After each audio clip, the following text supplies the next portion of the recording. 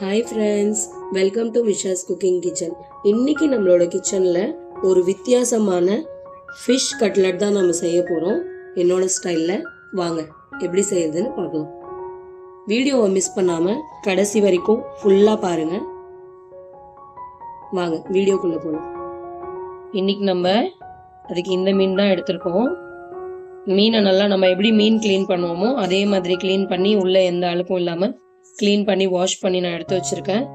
இதை இப்போ நம்ம கையில் எடுத்து இது ரெண்டுக்கும் நடுவில் இப்படி கத்தியால் ஒரு கோடு போட்டு இதை நம்ம நல்லா விரிச்சு எடுத்துக்கலாம். இந்த மாதிரி மீன் எப்படி நம்ம விரிச்சிட்டு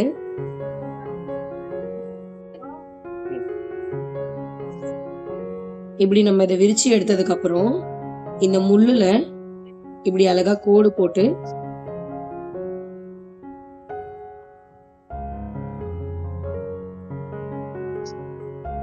அப்படியே இப்படி திருப்பி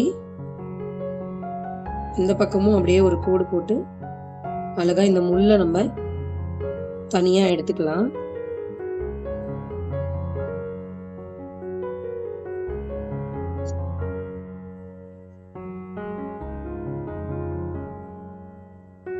இதை இப்படியே அழகா கோடு போட்டு இப்படி எடுத்துடலாம். இப்ப பாருங்க, இந்த முள்ளு நம்மளுக்கு தனியா வந்துருச்சு. மீன் இப்படி நம்மளுக்கு நல்லா ஃபிளாட்டா கிடைச்சிச்சு. இந்த மாதிரி மீன் ஒன்னொன்னுத்தையும் நம்ம செஞ்சு எல்லா மீனையும் இதே மாதிரி நான் முள் இல்லாம செஞ்சு எடுத்து வச்சிருக்கேன். இப்ப இதை நம்ம வாஷ் பண்ணி தண்ணி இல்லாம ஒரு சல்லடையில எடுத்து வச்சுக்கலாம். இப்ப பாருங்க, இந்த மீன் எல்லாமே நம்ம இதுல கட்டி வச்சிருந்தோம். ஒரு 2 to 3 hours இந்த மீன் இதுல நல்லா இப்படி ட்ரை ஆயிட்டு இப்படி எல்லா தண்ணியும் புழிஞ்சு இப்படி எடுத்துக்கிட்டு நம்ம மீன் பாருங்க இப்படி உதிரி உதிரி ஆயிடுச்சு நல்லா. இப்ப இது நம்ம ஒரு மிக்சர் மிஷினுக்கு மாத்தி அரைச்சி எடுத்துக்கலாம்.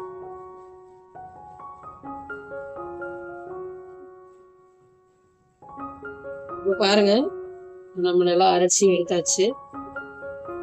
இந்த மாதிரி அரைச்சி எடுத்துக்கணும். இது எல்லாத்தையுமே நம்ம இதுல சேர்த்துக்கலாம். இது கூடவே நம்ம ஒரு சின்ன வெங்காயத்தை நறுக்கி வச்சுருக்கேன், அதை இதுல சேர்த்துக்கலாம். இது கூடவே கொஞ்சமா ஒரு கைப்பிடி கொத்தமல்லி. இப்போ இதுல நம்ம காரத்துக்கு தேவையான அளவு 1 ஸ்பூன் மிளகாய் தூள் இதில் சேர்த்துக்கிறேன்னா,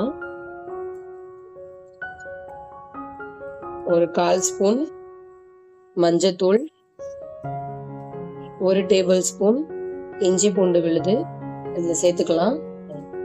இது கூடவே நம்ம 1 ஸ்பூன் கொத்தமல்லி தூள் இதில் சேர்த்துக்கலாம்.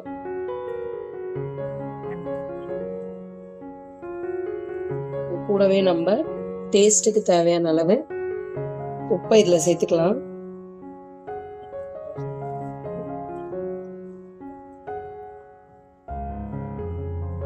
கொஞ்சமா கரம் மசாலா. இதுல இப்ப நம்ம ஒரு 3 டேபிள் ஸ்பூன் கடலை மாவு சேர்த்துக்கலாம்.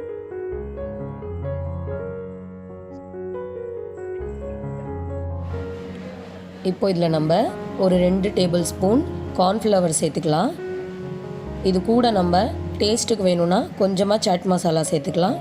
இப்போ ஒரு 1/2 லெமன் இல்லைனா அதை விட கூட கொஞ்சம் கம்மியாக நம்ம லெமன் இதில் புழிஞ்சு விட்டுக்கலாம். இப்போ நம்ம இது எல்லாத்தையுமே நல்லா மிக்ஸ் பண்ணிக்கலாம். இப்போ பாருங்கள், நல்லா மிக்ஸ் ஆயிடுச்சு. இப்போ ஒரு பிளேட்டில் நம்ம அந்த ஃபிஷ் கட்லெட்க்கு கோட்டிங் கொடுக்கறதுக்காக தேவையான அளவு நம்ம இதில் ரவா சேர்த்துக்கலாம். இதில் நான் ஒரு 7 to 8 ஸ்பூன் ரவா சேர்த்துருக்கேன்.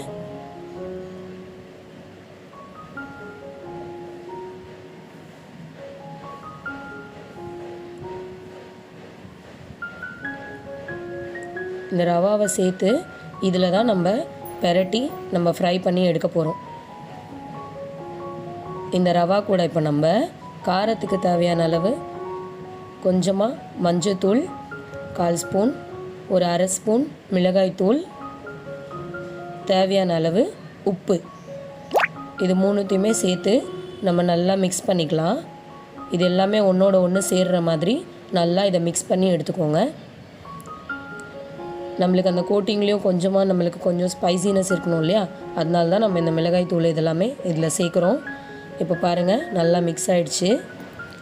இப்போ நம்ம கையில் கொஞ்சமாக ஆயில் எடுத்து நல்லா கையில் தேய்ச்சி விட்டுக்கிட்டு அந்த மீன் நம்ம கையில் ஒட்டாமல் இருக்கிறதுக்கு தான் நம்ம தேய்க்கிறோம்.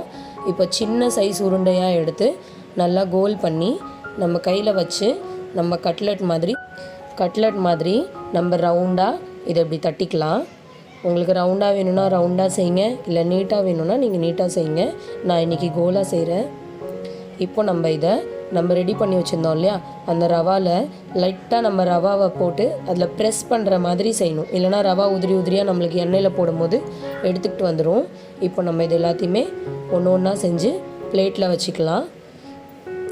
அதே மாதிரி இப்போ நான் அடுத்த பால்லையும் இதே மாதிரி செய்கிறேன். இப்போ இதையும் நம்ம நல்லா கட்லெட் ஷேப்புக்கு ரவுண்டாக தட்டி எடுத்துக்கலாம்.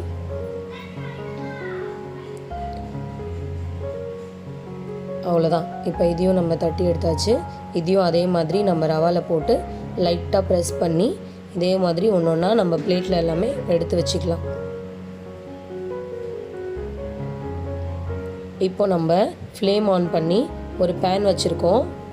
பேன் லைட்டாக சூடாகட்டும். இப்போ இதில் நம்ம ஒரு 3 டேபிள் ஸ்பூன் எண்ணெய் சேர்த்துக்கலாம். எண்ணெய் லைட்டாக சூடாகட்டும். ரொம்ப அதிகமாக எண்ணெயை சூடு பண்ணிடக்கூடாது. அப்படி எண்ணெய் ரொம்ப சூடாக இருந்துச்சுன்னா நம்ம கட்லெட்டை போட்ட உடனேவே கலர் மாற ஆரம்பிச்சிரும், உள்ளே நம்மளுக்கு வெந்து வராது. இப்போ நம்ம எண்ணெய் லைட்டாக சூடானோடனே ஒன்று ஒன்றா நம்ம சேர்த்துக்கலாம். இப்போ பாருங்கள் நம்ம எண்ணெய் சூடு கரெக்டாக இருக்குது. இப்போ நம்ம எல்லாத்தையும் இதே மாதிரி சேர்த்துடலாம். பாருங்கள் இந்த மாதிரி ஒரு 3 கரண்டி எண்ணெயாக ஊற்றி மீடியமில் வச்சு நம்ம ஒரு பக்கம் 3 நிமிஷம், இன்னொரு பக்கம் 3 நிமிஷம் அந்த மாதிரி போட்டு நல்லா மொறுன்னு இந்த கட்லெட்டை ஃப்ரை பண்ணி எடுத்துக்கலாம். இப்போ பாருங்க இது ஒரு பக்கம் 3 நிமிஷத்தில் நல்லா ஃப்ரை ஆயிடுச்சு. இப்போ இது நம்ம ரெண்டாவது பக்கம் மாற்றி போட்டுக்கலாம்.